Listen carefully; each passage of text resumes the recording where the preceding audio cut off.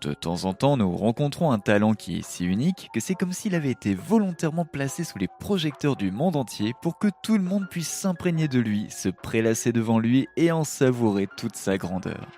Il y en a des choses splendides à trouver dans le catalogue hip-hop de cet artiste, mais cette Young Rapunzel renferme bien d'autres surprises assez inattendues. Imaginez une concoction vaudou à base d'ingrédients sacrificiels utilisés afin d'invoquer je ne sais quel sort. Eh bien, c'est ce qui a certainement été utilisé pour obtenir toutes les choses folles dont nous allons vous parler. Vous êtes confus? Ne vous inquiétez pas, ce n'est que le début. Harlem nous a envoyé Azealia Banks sur MySpace à l'époque où le seul et unique Tom était notre tout premier ami sur ce réseau social bleu et blanc. En inondant sa musique amateur à travers le célèbre lien HTTP, l'intérêt principal d'Azealia a été sa prétention à la gloire, permettant rapidement à Miss Banks d'atteindre les sommets. C'était le buzz avant même que le mot buzz n'existe sur les réseaux sociaux. Sa formule bien mélangée de rythme house, d'indie pop et de hip-hop a conduit à la sortie de 212, mais ne laissez pas son pull Mickey Mouse, son comportement enfantin et ses nattes vous tromper. Azealia est loin d'être une jeune fille innocente. Fuguer à seulement 14 ans, enchaîner les petits emplois, partir en voyage au Canada, faire des explorations sexuelles prématurées, réaliser des conquêtes souterraines, côtoyer le milieu du striptease, semer le chaos chez les hommes mariés, la vie de la jeune Azealia n'est pas de tout repos. Et bien qu'elle soit devenue la bande originale des maisons de couture de luxe du monde entier, sa jeunesse embarrassante n'a pas réussi à s'éclipser suffisamment vite pour qu'elle se rende compte de l'influence de ces mauvaises étoiles. Controverse après controverse, les mots qui sortaient de la bouche d'Azealia et les opinions impudiques qu'elle donnerait de temps en temps sur le réseau social de l'Oiseau Bleu lui causeraient tout un tas d'ennuis à maintes reprises, à tel point qu'elle est devenue plus connue pour ses querelles publiques que pour sa carrière artistique. Mais les gens veulent savoir, Azealia Banks est-elle une âme troublée ou juste un troll hors de contrôle ?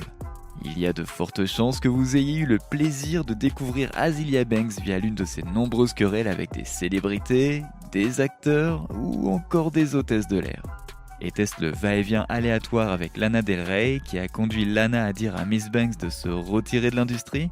Ou est-ce son combat épique contre la jeune Sky Jackson, alors âgée de 14 ans, lorsqu'elle a provoqué gratuitement l'actrice de Disney en la jugeant physiquement ? Ou est-ce que c'est la fois où elle a considéré Zayn Malik de réfugié ? Sans parler de son drama avec Rihanna Fenty ou l'accusation qu'elle a portée contre Elon Musk qui la retenait soi-disant en otage dans son manoir, ou encore celle portée contre Grimes d'avoir eu une potentielle obsession psychosexuelle envieuse avec elle. Et en ce qui concerne la Suède, l'Irlande, Israël, vous voyez, la liste n'en finit pas. Nous allons aborder toutes ces querelles aussi méprisantes qu'hilarantes dans un instant, mais nous allons avant tout nous pencher sur une période plus paisible de la vie d'Azealia. Son enfance est la racine de tous ses problèmes. Salut à tous et bienvenue sur Vraie Histoire de Star, la chaîne YouTube qui dévoile la face cachée des célébrités. Aujourd'hui, nous plongeons dans l'univers d'Azealia Banks. Alors, si vous êtes nouveau sur la chaîne, n'oubliez pas de vous abonner et d'activer la cloche de notification pour ne manquer aucune de nos prochaines vidéos. Les arrondissements de Manhattan à New York représentent le lieu de repos d'Azealia et le fondement de son enfance. Le 31 mai 1991, les initiales AAB ainsi que de minuscules empreintes de pas ancrées ont été estampillées et enregistrées sur l'acte de naissance de la rappeuse hip-hop qui sera bientôt la plus franche de l'industrie. Mais elle n'était pas seule dans ce voyage ici sur Terre. Avec deux frères et sœurs qui l'accompagnaient tout au long de son aventure, l'éducation d'Azealia était loin d'être idéale. S'adaptant au climat social de New York, les Banks n'étaient pas très différents des New-Yorkais ordinaires évoluant à Harlem. Ils étaient peut-être plus robustes que les habitants de leurs États voisins, mais ils étaient aussi New York que New York pouvait l'être. Inutile de dire que lorsque le père est décédé d'un cancer du pancréas avant qu'Azealia ne puisse placer 3 bougies sur son gâteau d'anniversaire si elle a déjà eu l'occasion d'en recevoir un, l'atmosphère au sein de la maison s'est transformée.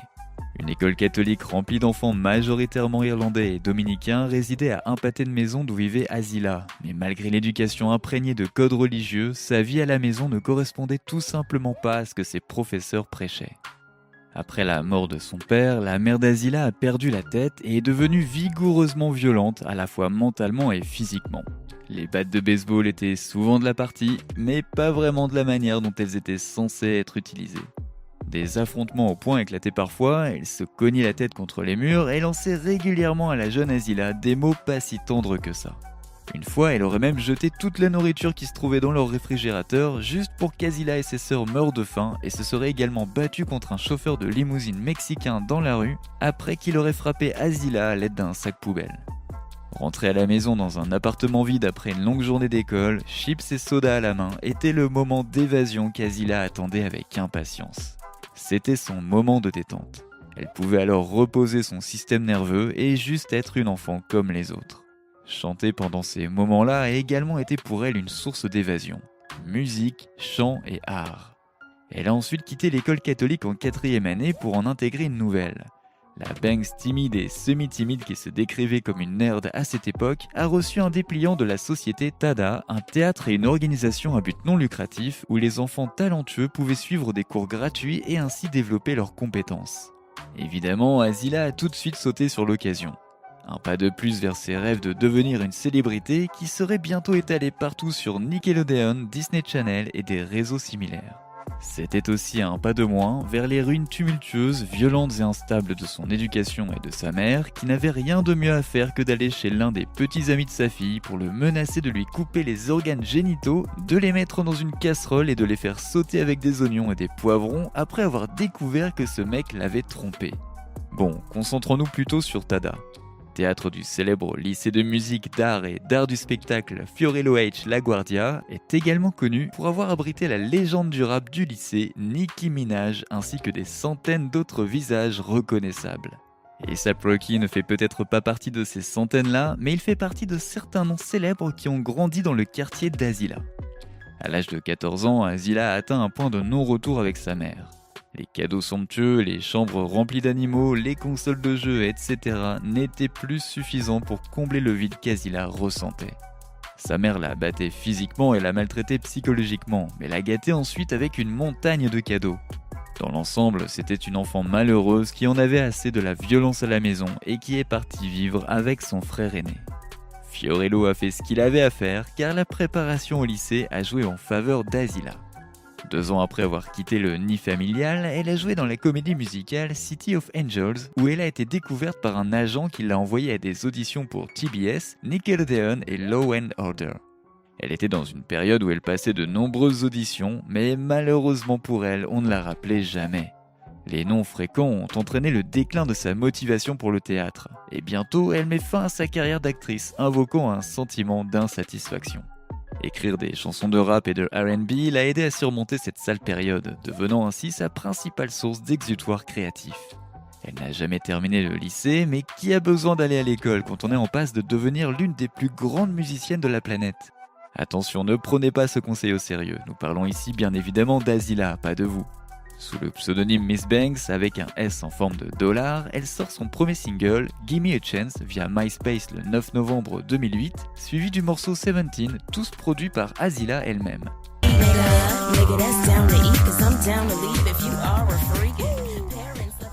Les 2 enregistrements sont envoyés à DJ Diplo et tout a fonctionné en faveur d'Azila.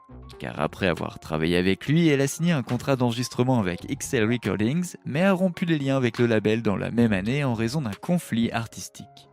Après sa sortie, elle a laissé derrière elle tout ce qui était lié à XL, y compris son nom de scène, reprenant ainsi son vrai nom pour le reste de sa carrière et déménageant à Montréal, au Canada. Tout cela avant d'atteindre l'âge de 18 ans.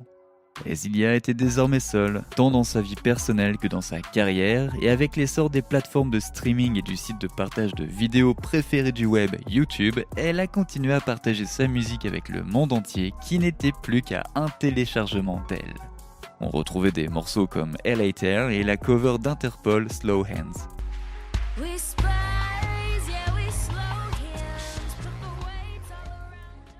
Mais son visa canadien arrivé à expiration l'a poussée à retourner à New York où elle a enchaîné plusieurs petits emplois. Elle a vendu des porte-clés dans un club de jazz de Manhattan et a travaillé dans un club de striptease du Queens uniquement pour réussir à joindre les 2 bouts pendant que son petit ami de l'époque, qui était marié, mais c'est une toute autre histoire, payait le loyer.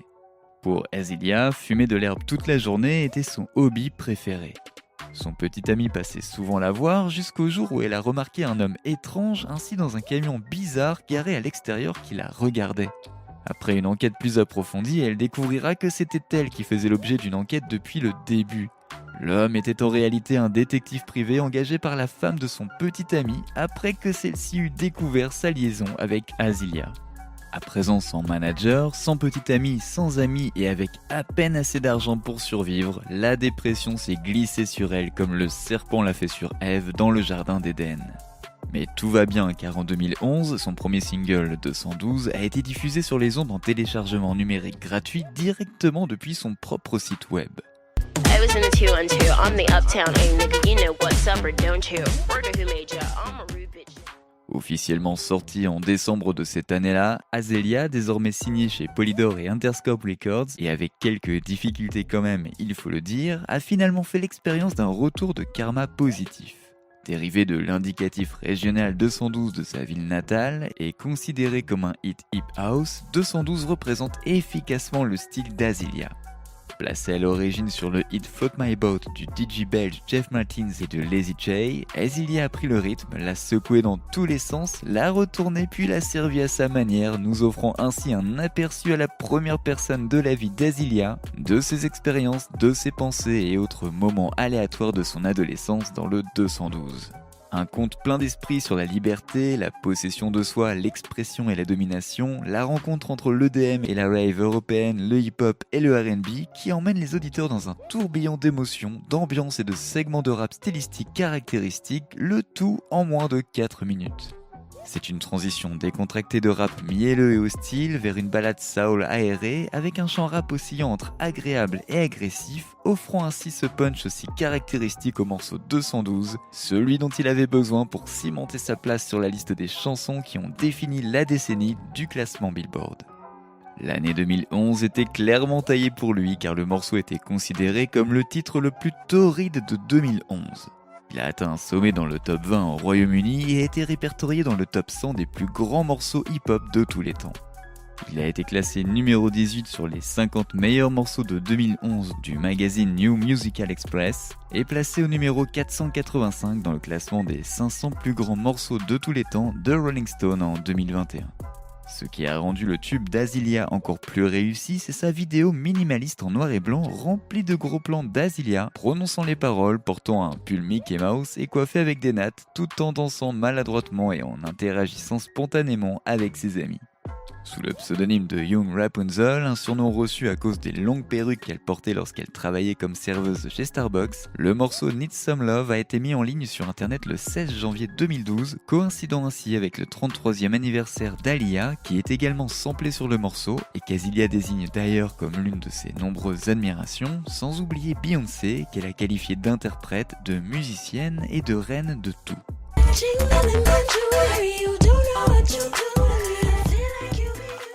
Le morceau suivant, Bambi, a été sélectionné comme bande originale d'un défilé de mode Thierry Mugler à Paris. La carrière d'Azealia était clairement au plus haut. Fantasy, sa première mixtape, a rencontré des critiques élogieuses et son premier album, Broke with Expensive Taste, l'a même surpassé. S'inspirant de la culture LGBT noire et imprégnée du mot country, la sortie de 2013 a fait ses débuts au numéro 30 du Top Billboard 200. Des collaborations avec Pharrell, Kanye West, Lady Gaga et d'autres ont eu lieu pendant cette période, mais peu de chansons figurent sur la tracklist. Bien qu'Azealia soit devenue plus virale que les sorties de Kanye, que ce soit en raison de sa musique, de sa mise en scène électrique comme le mégaphone qu'elle utilise lors du Coachella 2015, du niveau de controverse du tsunami dans lequel elle s'est volontairement placée au fil des années, du blanchiment de la peau qui, selon elle, permettait de résoudre les problèmes d'hyperpigmentation provoqués par son contrôle des naissances, du sacrifice de poulet pour faire de la sorcellerie, de la cuisson de son chat mort qu'elle a finalement prétendu ne pas avoir mangé mais a quand même utilisé ses os pour fabriquer des boucles d'oreilles et l'a exhumé à des fins de taxidermie, de l'utilisation d'insultes raciales et homophobes bien qu'elle soit proclamée reine cunty, de plusieurs scandales dans des avions où elle a par exemple insulté un membre d'équipage ou encore qualifié une femme irlandaise de laide sur un autre vol, de sa tendance à considérer les Irlandais de consanguins et d'analphabètes, la liste de ses folies paraît ne jamais se terminer et tout aurait commencé avec un ancien membre de boys band, Zayn Malik. Après la sortie par Zayn de son clip Like I Would, une Azealia en colère est sortie de la forêt en accusant le petit ami de Gigi Hadid d'avoir copié son style non pas une fois, mais plusieurs fois au fil des années. Ce qui avait démarré comme une petite pique s'est peu à peu transformé en échange de coups directs après que Zayn ait tweeté qu'il se moquait éperdument de l'existence d'Azilia et de tout ce qui était lié à son univers. Voici ce qu'elle répond. Les États-Unis sont sur le point de t'apprendre avec qui il ne faut pas déconner. Lorsque ta famille aura été anéantie par les bons vieux États-Unis d'Amérique, est-ce que tu continueras à essayer d'agir comme un blanc sans faire semblant d'être noir ? Tu ne comprends toujours pas que tu es une sorte de sous-version qui imite les interprétations des mecs blancs qui imitent celles des blacks ? Te rends-tu compte à quel point tu es perdu et sans culture ? Tu n'es qu'un black fragile pour avoir osé répondre ce que tu as répondu. Continue à me vénérer comme ça avec ton parfum au curry. Tu es devenu un véritable animal de compagnie pour tous ces mecs blancs qui t'ont manqué de respect. Elle a poursuivi en disant que la radio FM de la capitale avait organisé des auditions pour Zayn dans un camp de réfugiés pour recruter les meilleurs talents parmi les réfugiés, et que sa mère Tricia était une seule réfugiée qui n'obtiendrait jamais l'asile, et l'a traité d'insulte homophobe et a dit que son régime alimentaire était à base de saucisses, si vous comprenez où elle veut en venir. Zayn est resté plutôt silencieux face à la montagne de tweets postés par Azilia, mais selon elle, il aurait soi-disant divulgué son numéro à ses fans.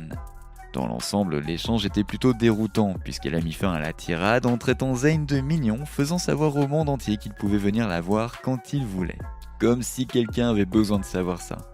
Et comme tous ceux qui s'étaient connectés sur Twitter ce jour-là, l'ex-star de Disney, Sky Jackson, qui n'avait que 14 ans à l'époque, a répondu à l'échange raciste en disant à ses abonnés qu'Azilia devait baisser d'un cran. Eh bien, son tweet a atteint Azilia d'une manière ou d'une autre, car elle s'est rapidement occupée de son cas. Azilia tweet alors que quelqu'un qui n'était adolescente que depuis 2 ans à ce moment-là devrait plutôt se concentrer sur le développement de ses hanches et de commencer à avoir ses règles. Sky, qui n'était pas vraiment là pour s'abaisser à ce genre d'échange, a décidé de répondre à Azilia de manière élégante mais directe. Quand une fille de 14 ans a plus de classe que toi, alors tu devrais t'inquiéter pour ta carrière. Oups! Azilia n'a fait qu'ajouter encore plus d'essence sur le feu en qualifiant Sky de rejet de Disney, indiquant qu'il n'aime pas les filles de sa couleur et d'en profiter tant que ça dure. Tu n'es pas une star, tu n'es même pas intéressante, tu es juste un mème. Un mème avec 2,3 millions d'abonnés Instagram, a répondu Sky, et qui dépasse même largement les 8 millions au moment où cette vidéo est mise en ligne. Mes mèmes sont plus pertinents que toi, alors ça fait quoi de se faire recadrer par une fan de One Direction ? À quel point ta vie peut-elle être misérable ? Allez, à présent, dégage d'ici, Azilia la puante. La bataille virtuelle s'est terminée avec Azilia qui accuse la mère de Sky d'avoir écrit ses tweets pour elle. Et quelques mois seulement après tout ça, Azilia, croyez-le ou non, a présenté des excuses à Zayn et à Sky via message privé, faisant savoir que même si elle était désolée pour eux, elle ne retirait pas le fond de ses propos. Mes excuses à tout le monde, sauf aux cibles de mes tirades, dit-elle. En ce qui concerne Sky, Azilia restait persuadée que c'était sa mère qui tweetait à sa place et a voulu lui faire comprendre que ce n'était pas bien d'exploiter son enfant comme elle le faisait. Je voulais dire à sa mère qu'à force de laisser sa fille faire n'importe quoi, à sortir, à porter des vêtements osés et à poster des photos sexy d'elle sur Instagram, elle allait probablement finir par devenir une fille facile. Sa mère devrait plutôt consacrer son temps à essayer de perfectionner les compétences artistiques de ses enfants plutôt que d'essayer de forcer cette image trop sexualisée d'une petite fille au grand public. Sky n'est pas encore entrée dans le monde réel où de vraies femmes noires sont jugées pour n'être bonnes qu'à ça, et je sens que depuis qu'elle est enfant, elle n'a jamais vraiment pu avoir son mot à dire sur tout ça. Ses excuses partaient d'une bonne intention, mais cela n'a pas amusé longtemps Twitter, qui l'a suspendu non pas une fois, mais 2 fois. Il lui fallait apparemment un peu plus de temps pour prendre du recul et enfin envoyer de réelles excuses commençant par « Je souhaite présenter mes excuses les plus sincères au monde entier ». Voici ce qu'elle dit. Employer des insultes, stéréotypes raciaux, sexuels pour tenter de se moquer ou de dégrader une autre personne ou un groupe est absolument inacceptable et n'est juste ni amusant pour personne. J'ai laissé ma colère prendre le dessus et j'ai insulté des millions de personnes sans aucune raison et pour cela je vous présente mes plus sincères excuses. Personnellement j'aime beaucoup le curry et je cuisine souvent avec. Je me sens même obligé de purifier l'air avec l'aide de curry. En passant, les blacks aussi cuisinent traditionnellement avec du curry. Je dis ça, je dis rien. Le message est déjà plus sympa, mais demander des excuses aux millions de personnes potentiellement offensées par ces propos n'a pas vraiment fonctionné car tout le monde commence à bien connaître la façon de faire d'Azilia. Disons que beaucoup de personnes ont déjà fait les frais de sa colère et la liste est plutôt déséquilibrée. Nous allons d'ailleurs essayer d'en faire un récapitulatif rapide. Elle a traité le mari de Lily Allen de moche en 2013, a mentionné plusieurs fois Angel Hayes dans plusieurs diss tracks, a qualifié Perez Hilton d'asticot, a dit à A$AP Rocky de sortir du placard après avoir fait savoir que les femmes à la peau foncée ne devraient pas porter de rouge à lèvres violet ou foncé. Elle a demandé à Kendrick Lamar comment osait-il ouvrir sa bouche sous une publication blanche pour dire que les Noirs ne se respectent pas et qu'il devrait uniquement parler en son nom lorsqu'il a dit à Billboard que les Noirs ne se respectent pas et ne devraient pas s'attendre à recevoir du respect d'autres personnes. Après avoir entendu Eminem rapper sur Sway in the Morning en 2015, elle lui a dit « Tu es mignon toi, tu pourrais être mon amant au visage ridé au petit matin. Mais tu as choisi de plaisanter sur la violence domestique contre une femme qui ne pouvait pas se défendre, en déclarant qu'elle-même avait été victime de violences domestiques et que ce n'était pas un sujet sur lequel plaisanter et qu'il blague tout le temps sur des femmes sans défense dans ses raps, mais qu'il n'oserait jamais rapper sur Jay-Z ou des rappeurs masculins de cette manière. » Elle a qualifié Kreayshawn de stupide qui ne sait pas rapper après qu'elle ait retweeté un lien posté par le rappeur Gucci Gucci où l'on voit un site pour adultes reprendre le morceau 212 d'Azilia, laissant Kreayshawn confuse car elle avait justement retweeté le lien pour son amour sincère de la musique d'Azilia. Elle a eu une petite altercation avec Jim Jones, a qualifié Cupcake de gorille qui dégouline du jus de Chitlin partout, a qualifié la doublure de Rita Ora Rihanna, a qualifié Kenny d'abruti abusif qui a sacrifié la santé mentale de son premier enfant et qu'il était la dernière personne qui avait besoin de discuter de la paternité noire et de l'unité familiale noire. Elle a qualifié Cardi B de caricature de femme noire pour faire machine arrière quelques années plus tard en affirmant qu'elle avait toujours soutenu la mamie espagnole après une querelle impliquant Cardi B et Nicki Minaj. Elle a qualifié Nicki de fille facile bizarre et a déclaré que Miss Black Barbie était folle car elle avait perdu l'altercation virtuelle pour venir s'excuser environ un an plus tard, ce que Nicki a accepté. Elle a attaqué Rihanna à la jugulaire en l'accusant de se faire des joints avec de la méthamphétamine en cristaux. Elle a aussi accusé Lana Del Rey de fausse indignation après que celle-ci ait demandé l'approbation de Trump par Kenny. Azilia a ensuite fait référence à la collaboration de Lana avec A$AP Rocky, qui a été accusé d'avoir agressé physiquement une femme, et la liste s'allonge encore et encore. Cette liste fait plus de kilomètres qu'un road trip complet à travers les États-Unis. En fait, c'est une liste des personnes qui n'ont pas été agressées par Banks qu'il faudrait faire. Mais nous devons admettre que même si un bon nombre de ces attaques verbales n'étaient pas toujours justifiées, Azilia est d'une honnêteté déconcertante que certaines personnes ont même tendance à admirer. C'est en effet un schéma qui se répète tout au long de son histoire de litige. Voici quelques mentions honorables de personnes contre lesquelles Azilia s'est énervée. Elon Musk, Grimes, RZA, SZA, Lady Gaga, T.I., Iggy Azalea, Erykah Badu, Diplo, Sia, RuPaul, Katy Perry, Lizzo et même Beyoncé. Croyez-moi, on n'arrive même pas au milieu de l'iceberg et encore moins en bas de la pointe. Mais la vidéo durerait des jours si nous devions tous les énumérer. Malgré sa collection de querelles dramatiques, le talent d'Azilia parle de lui-même. Elle a fait ses débuts au cinéma en 2017 avec Love Beats Rhyme sur un rappeur de 25 ans de Staten Island qui poursuit une carrière musicale avec Jill Scott et Common.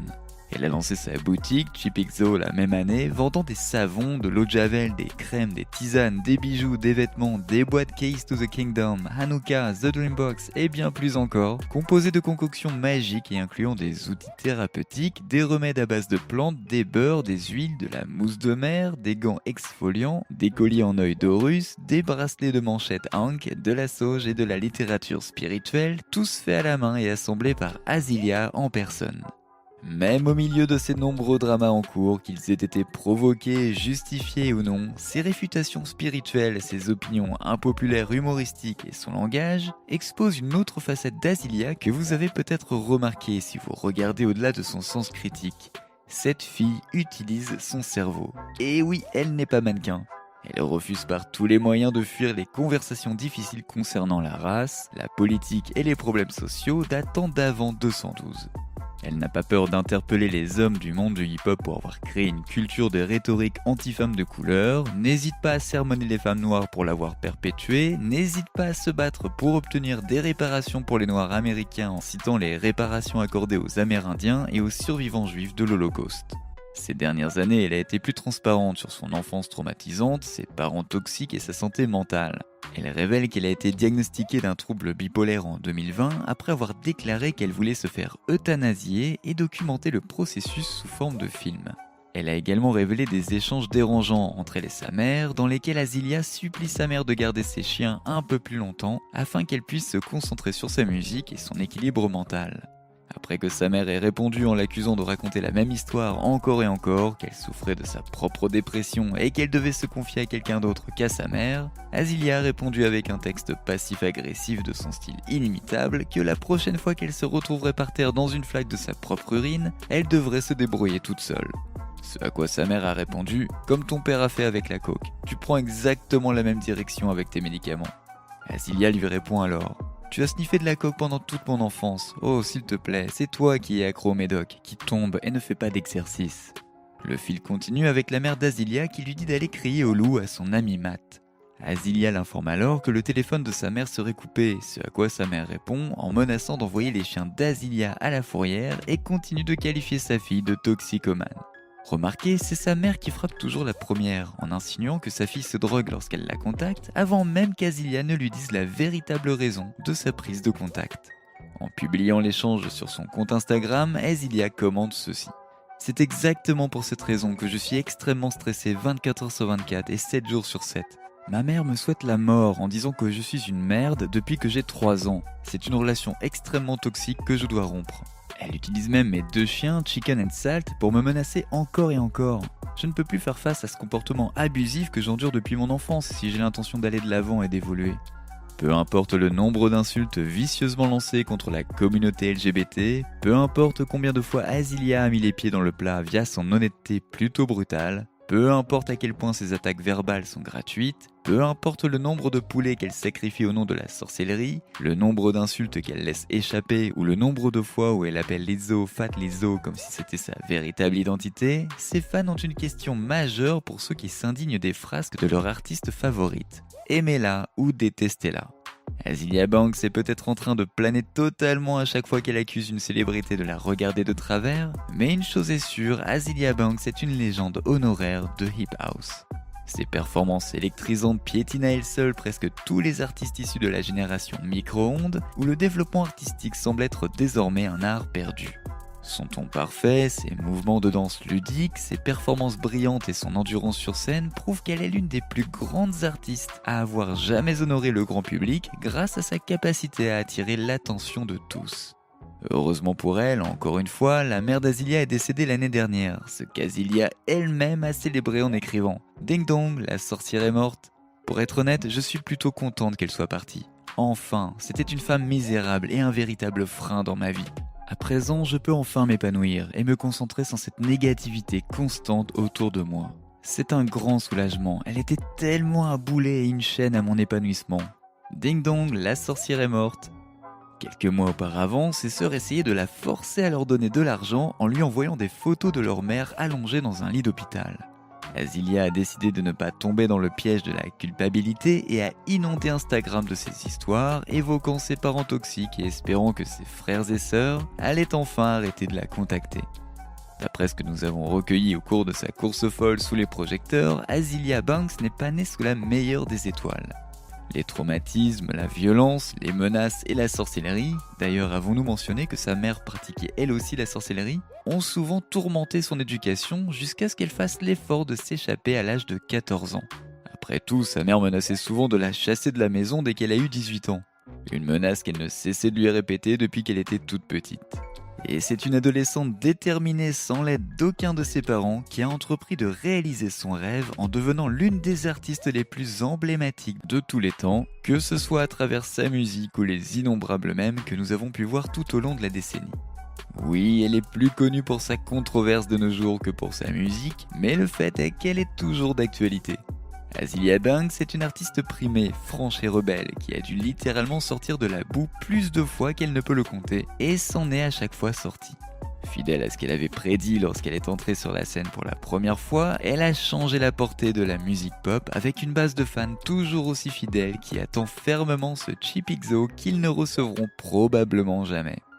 Anna Wintour et d'autres morceaux branchés sur les listes de lecture Runway Radio de vos créateurs préférés ont donné à Azilia l'opportunité de collaborer avec certains des plus grands noms de la mode, non seulement en lui ouvrant les portes de cette industrie très prisée, mais en permettant en plus à sa voix et à son talent artistique de servir d'égérie à leur savoir-faire.